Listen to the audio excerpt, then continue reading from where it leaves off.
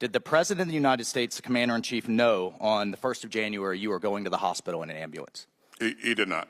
Did he know on the 2nd of January that you had been admitted to critical care in the ICU? He did not. The Commander-in-Chief, elected by the American people, civilian oversight of the military, didn't know on January 1st, didn't know on January 2nd. January 3rd comes around. Did the President know? He did not. Yes or no? He did not. How long does it take? I mean, we could go through a number of scenarios. How long does it take a hypersonic missile as a first strike weapon to hit the United States? My teenage daughter knows to tell her supervisor if she's not going to work. The American people, truck drivers, bartenders, know they have to tell their boss or they get fired. But you've held yourself to a different standard, and that's unacceptable, Mr. Gentleman's time. When you look at this chart, and when the American people see the disparity in how much the United States is providing, and then how much large economies. I know you've had a lot of meetings, a lot of engagement. We can dispense with that. What are we doing to actually have burden sharing with our European allies? This war is on their doorstep. The Germans have already backed away from their 2% commitment. What are we doing to actually get them to step up to the plate? And would you call this burden sharing? Would you call this fair if you were an American taxpayer? Gentlemen, I think we are being set up, and these budgets are setting us up to lose in a war with China. And that is a disservice to the sailors that are going to be out there on old, broken down ships and outnumbered in 5 years. So with this fight up, what we're buying right now is what we have to go to war. For orderly immigration, however, you're espousing policies that invite people to come however they can. No, I want them to come and 40% by gangs and by cartels and by smugglers of these poor young girls are forever scarred and abused because of policies that the other side of the aisle and that you are advocating for. And it's disgusting, and it has to stop, and H.R. 2 would put a stop to it.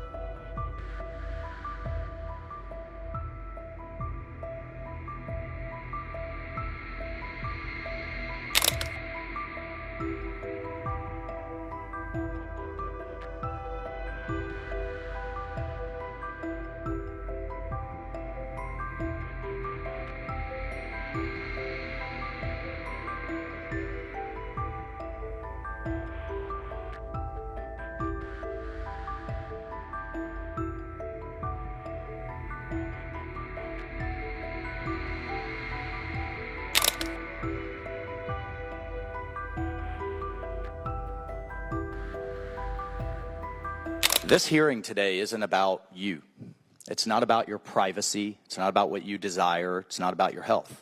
This is about the chain of command and civilian oversight of the most powerful military in the world that's charged with keeping the American people safe. So I want to be sure that as the American people watch this, we have a couple of things clear. According to your report, it says, given the inability to provide timely communications to the Secretary while in critical care, the Secretary's military assistants agreed that the transfer authorities to the Deputy Secretary was necessary. Mr. Secretary, on January 2nd, at that time, when they made that decision, were you conscious?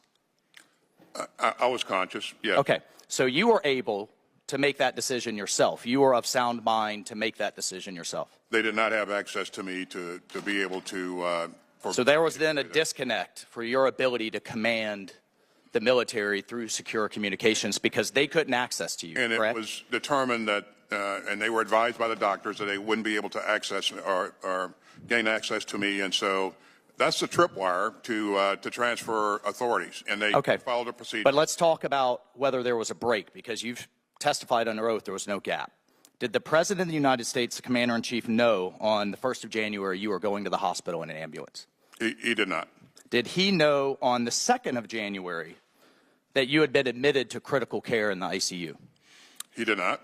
The Commander-in-Chief, elected by the American people, civilian oversight of the military, didn't know on January 1st, didn't know on January 2nd.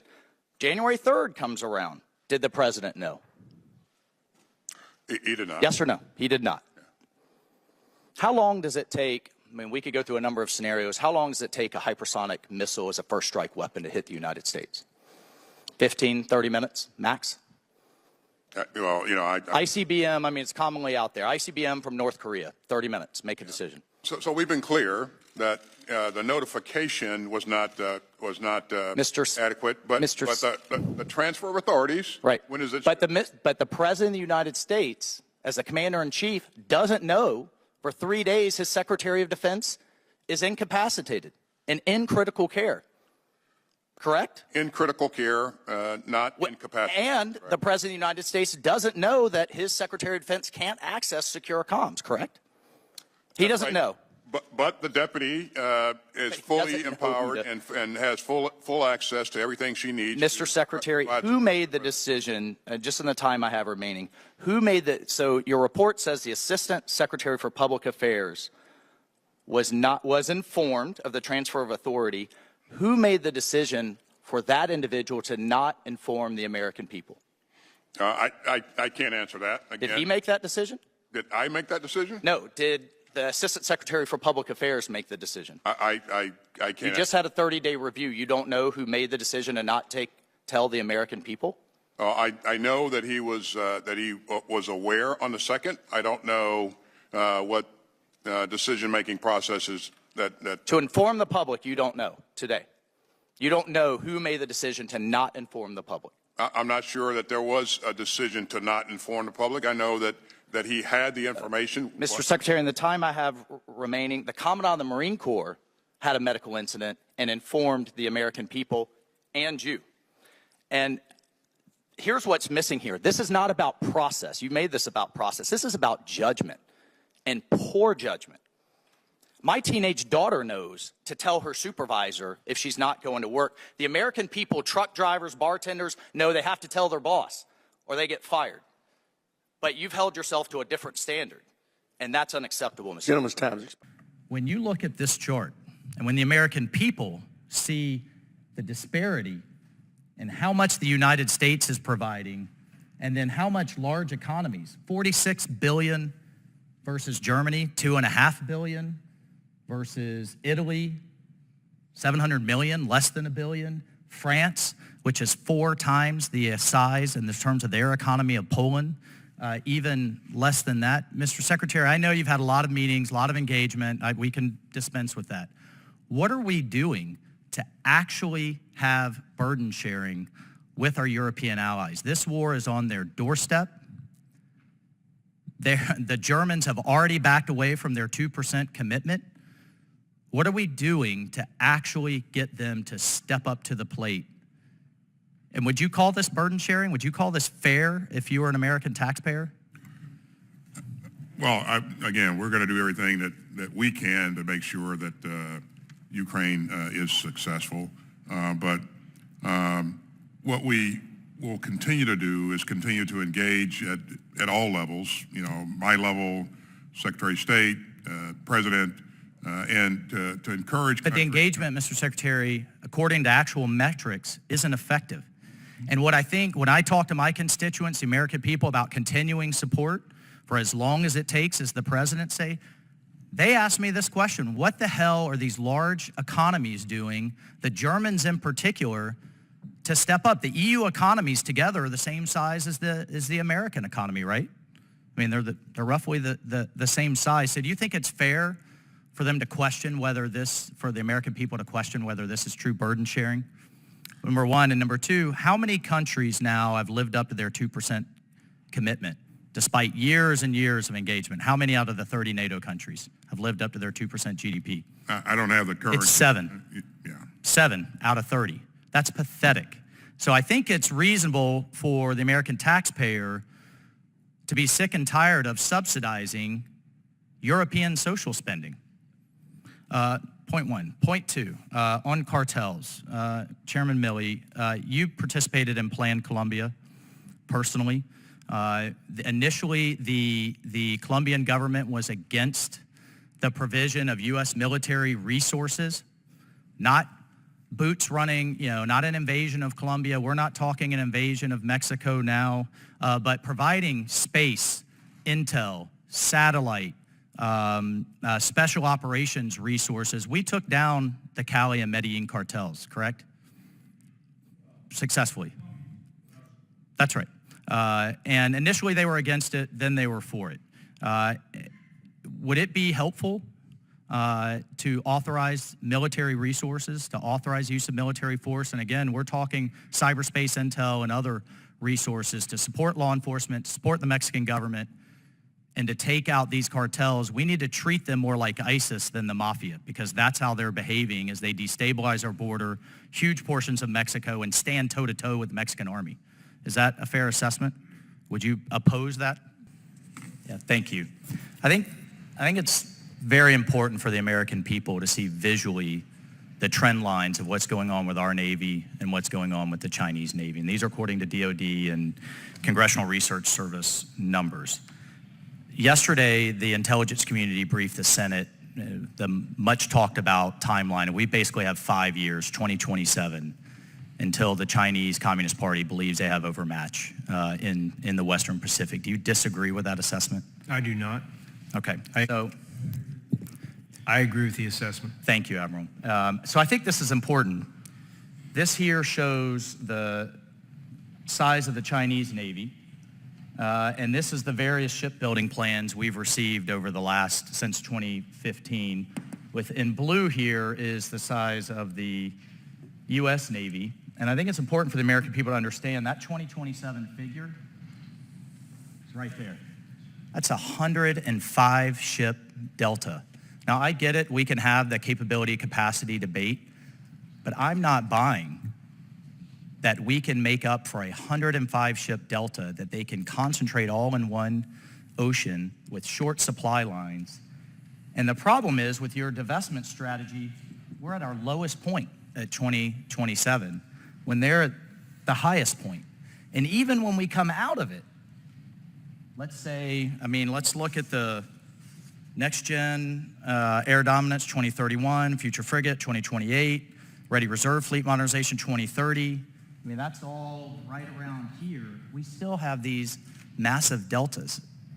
Gentlemen, I think we are being set up, and these budgets are setting us up to lose in a war with China.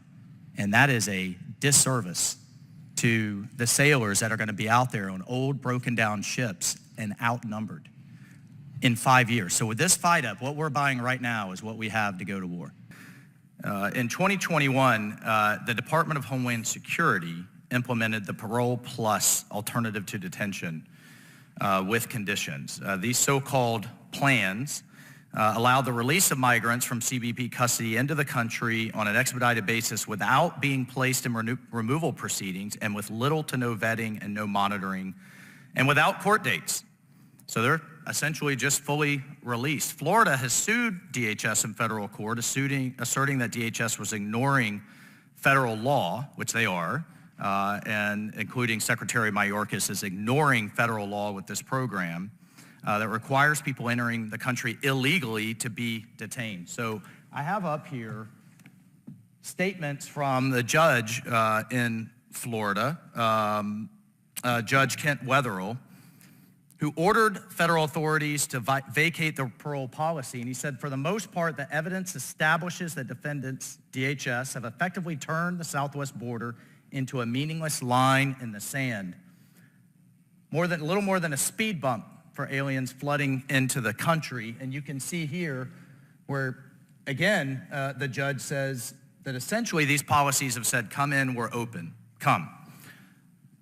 So let's talk about the effects on these migrants that we all care about. Let's talk about leading for love, as Mr. Frost from Florida has talked about. Mr. Chairman, I'd like to enter into the record that Doctors Without Borders, don't take this from me or don't take this as a partisan issue. Doctors Without Borders and international NGOs says 40% of the girls and women making this transit that we've essentially invited them to do are being sexually assaulted and abused. And just a series, again, don't take it from me, a series of articles. Hundreds of migrants face sex attacks in the Darien Gap, says Doctors Without Borders. They treated nearly 400 in a week, 1 week alone in 2023. Migrant children sexually abused in, quote, rape tents while crossing the Darien Gap, according to the New York Post. The reality of women en route to the U.S., rapes and no access to hospitals. Again, rape tents and sexual violence towards migrants plague those trying to make the journey, the dangerous journey to the U.S. And finally, New York Times, you have to pay with your body the hidden nightmare of sexual violence on immigrants from cartels and gangs. Mr. Baer, what would you say to the, I could keep going, to the abuse on these millions? If you just look at the numbers and do the math, we've got, just in 2 months, DHS released 250,000, enough to fill entire stadiums. Look, I'm a father. Do you disagree with the judge that essentially these policies say, come in, we're open, and I'm a father of a daughter too, which is where I think you're going, and how abhorrent this is, that our policies are saying come so you can get a job and go in the United States? I don't want people to have to immigrate illegally. I want them to be able to come legally. Do you want them to be able to come legally? If you don't want them to be able to come legally, then this is what you're for. I am for legal immigration, okay, so for orderly immigration. You want to let them However, legally? You're espousing policies that invite people to come however they can. No, I want them to come and legally. 40% by gangs and by cartels and by smugglers of these poor young girls are forever scarred and abused because of policies that the other side of the aisle and that you are advocating for. And it's disgusting, and it has to stop, and H.R. 2 would put a stop to it. So my friend can call it bigoted if he wants. He can throw those ad hominem attacks around. It would make it We're worse. looking to put a stop to it. Let me just Because ask it you my ends the remaining parole time. program. If this were Al-Qaeda and ISIS killing 100,000 Americans a year, more than we lost in Vietnam in 10 years, by pumping in and smuggling in chemicals, would you oppose using military resources to take down Al-Qaeda and ISIS?